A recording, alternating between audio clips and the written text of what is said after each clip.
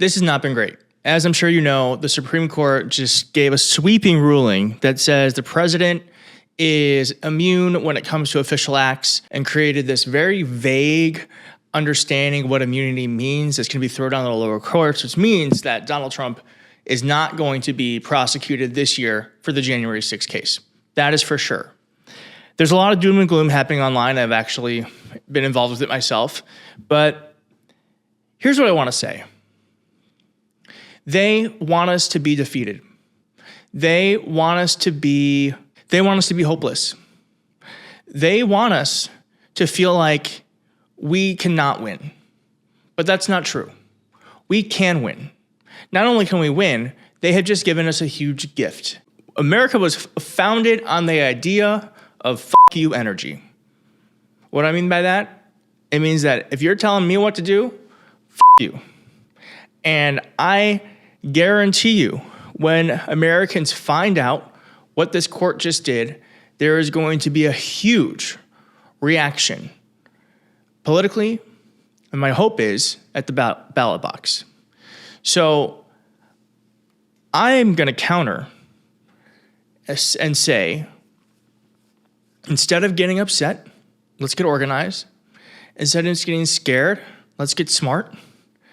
And instead of getting hopeless, let's remind ourselves that we are the winning team. The majority of Americans believe in health care for all, believe in abortion rights, believe that gay people should have the right to live freely. They believe minimum wage should be raised.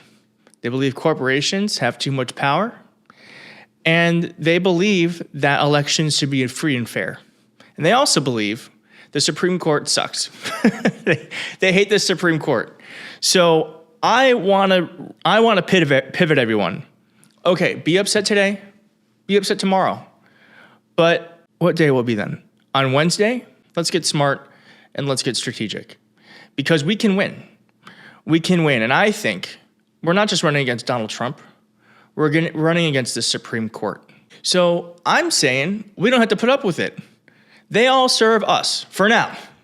They all serve us for now. So this November, we're not just voting for democracy. We're voting for a fairer Supreme Court. We're voting for the hopeful. I'm just going to say it. A friend told me, I know it sounds crazy, but why don't we start to say, all right, we need to have a constitutional amendment that outlines that the president is a citizen and not above the law. And maybe that sounds nuts, but you know what? The right gets organized and they make the impossible possible. They never think to themselves, it can't be. They think to themselves, when will it be? And I think we should start taking that philosophy. I don't ever want to be as extreme as them. I want to make sure that the place I live is freer and fairer and more judicious. And that's not what we have right now.